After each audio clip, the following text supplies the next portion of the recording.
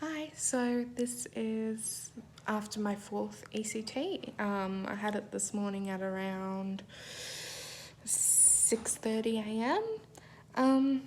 Other than a headache, I'm feeling pretty good. I just had a nurse come in. They have to do a care plan with us. I think it's once a week or once every 2 weeks.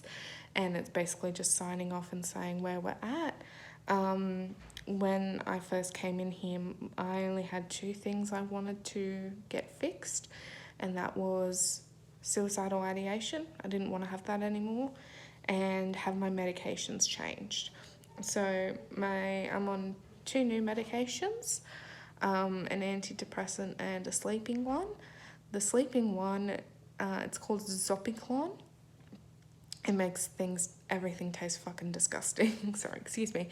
It makes everything taste very yucky, even water. So that's fun, but it is what it is. I'd rather be able to get to sleep of a night time and have a yucky taste in my mouth than not be able to sleep. Yeah, I'm feeling good after the ECT. As always, there's a headache because obviously with what goes on in there. I asked if I could get filmed having my ECT done because I'm curious to see what it looks like, but unfortunately no. But what my doctor did do, he kind of reenacted what happens or let me know the entire process. So I'm going to let you know that now.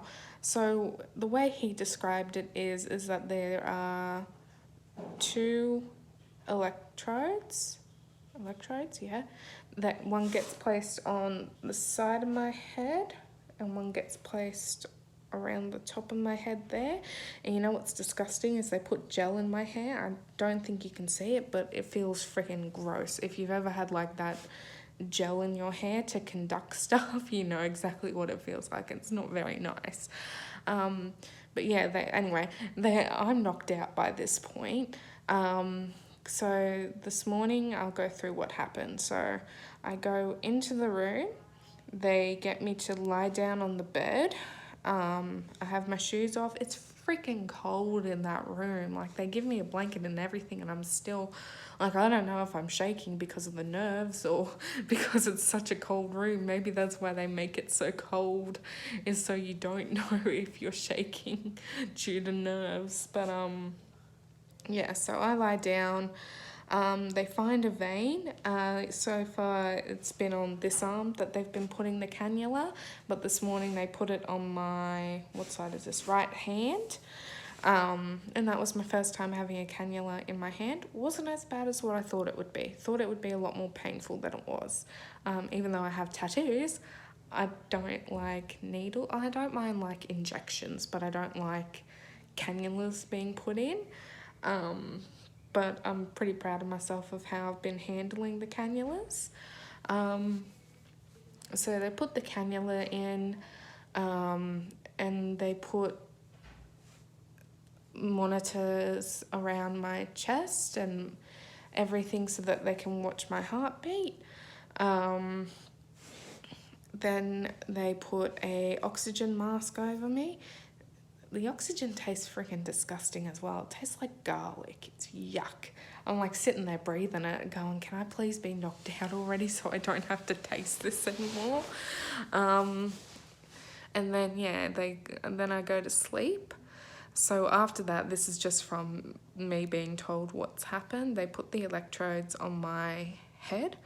They also put a muscle relaxant in the cannula, so I basically my body becomes numb. And then they put a mouth guard because everyone involuntarily, when they have the electrodes, they clamp down their teeth. So that's obviously to make sure you don't bite off your tongue or hurt yourself when that's happening. Oh, sorry. Let's try the anesthesia in my system. Oh, sorry. Yeah, so I put the mouth guard in. I'm on the lowest dosage of ECT. So it's for 3 seconds. So they press a button for 1, 2, 3. Apparently all the body does, if anything, is either the lip quivers or your hands kind of shake and your feet kind of shake. And that happens for about 30 seconds, I think he said. And then it's over. I get wheeled into recovery and they wake me up. And it's really weird. This morning I kind of felt myself going with the anesthesia. Like most mornings I'm just staring up at the ceiling and then all of a sudden I'm awake again. But this morning it was such a weird feeling. It felt like I was being, like my consciousness was being pulled back into darkness. I think if you've had anesthesia before, that's a normal feeling. You kind of feel yourself being pulled away. I was lying on the bed. It literally felt like I was being pulled back into the bed. It was such a weird feeling. But yeah, then all of a sudden I'm aware I'm in a different room and I'm aware that my position has changed. So but sometimes it's still confusing. Like even though there's small things that should make me, sorry. Very attractive, I'm sorry. Even though there's small things that should make me aware that the procedure's over, I'm still like, is it over already? Because one minute I'm lying there and the next I'm lying there again and I'm like, what's going on? Yeah, so then they ask me a few questions. So they've asked me the same questions, so I've kind of gotten, I still can't remember what this hospital is called, which is really bad when I'm in that state. Like right now I know what it's called, but when I'm kind of coming out of that anesthesia and my brain's all fuzzy. Stop yawning.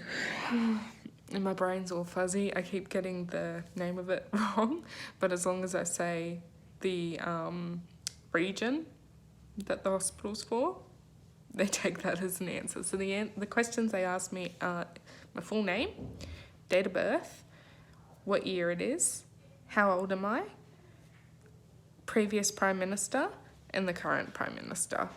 And luckily, after getting both of those, not knowing both of those on my first ECT round, I now know who both of them are, so I can answer those questions. Yeah, they just let me kind of lie there for a few minutes. They check my blood pressure to make sure I'm okay. And then they pop me into a wheelchair and wheel me back to the room. They put me into bed and they have to come back every half hour for 3 times to check my blood pressure. So yeah, that's all that happens. It's really not that exciting, I guess. Sorry, I'm showing some nice cleavage today. You know, it's a bad headache. I'm not gonna lie. It's not a good feeling, but they give me plenty of Nurofen and Panadol and things like that to get me through. And I can't stop yawning. But yeah, so this was number 4. I think I'm having 9 or 10, maybe 12, I'm not sure. But if this is how I feel after 4, you know, I'm not really having suicidal thoughts. You know, when I think about suicide, it's more thinking about how I used to have suicidal thoughts, or just, it's not so much me lying there and thinking, oh, I want to die, or I want to kill myself, or things like that. Like, it hurts me to say that now because I'm in such a good place and I can't see because of my freaking French. Look at how long it is.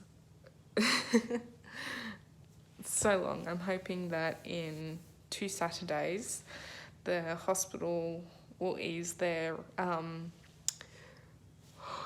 sorry. Half this video is just me yawning. I'm so sorry. Will ease their restrictions a little bit and I'll be able to go and get my hair cut and coloured because I'm dying with this fringe at the moment. But yeah, the other thing I wanted to do is I wanted to show off my art that I've been doing while I've been in here.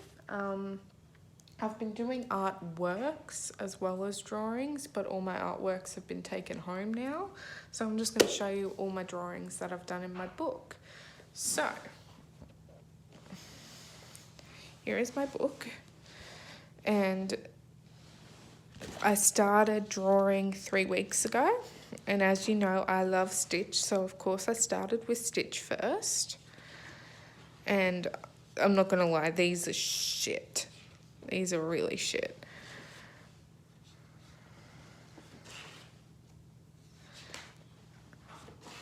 I probably start to get better around here.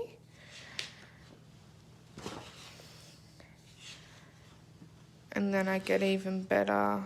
So these ballerina shoes and were the same picture I was taking inspiration from. So you can kind of see that I've gotten a little bit better. And then I did my cloud, which I think is really cute. And then I did Stitchy again. And Pooh Bear. Donald. Tigger. I'm not too happy with the way Piglet turned out. His colouring in I wasn't happy with. Eeyore. I was happy with Pluto. I think Pluto looks good. That's meant to be Nala. Stitchy again. I'm really proud of this Stitchy. I'm really, really proud of him. He's a little bit on the darker side, but I'm really proud of him. I also am really proud of this drawing. And Coda Bear. He was really difficult to draw. His claws and his teeth were really, really difficult to draw. And then I've got Marie. I didn't do Tinkerbell too well. I can't do hands and I can't do eyes. So, and then I've got Bugs Bunny and Hipster Mickey. And yeah, that's it so far. So, that was very close up then. I'm very happy with where I'm getting with my artworks and my drawings, considering 3 weeks ago I couldn't even draw a stick figure. So it literally is just practice. When people used to say, oh, like I'd ask them, oh, how did you learn to draw? They would say just practice, and I'd go, yeah, no, it's other things. You've got to have some talent. No, it literally is just practice. That's all for me. I'll probably give you another update after my next ECT on Friday. If not on Friday, then definitely after Monday's one, because that'll be number 6 on Monday. And I'll be coming to the end of it, which is really exciting.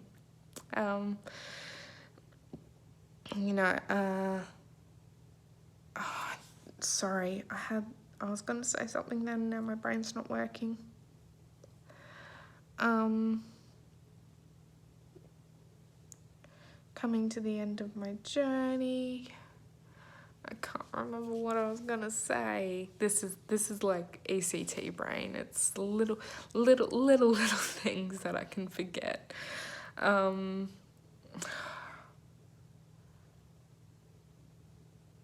Yeah, no, I can't remember what I was going to say. Hopefully I'll remember for next time. See ya.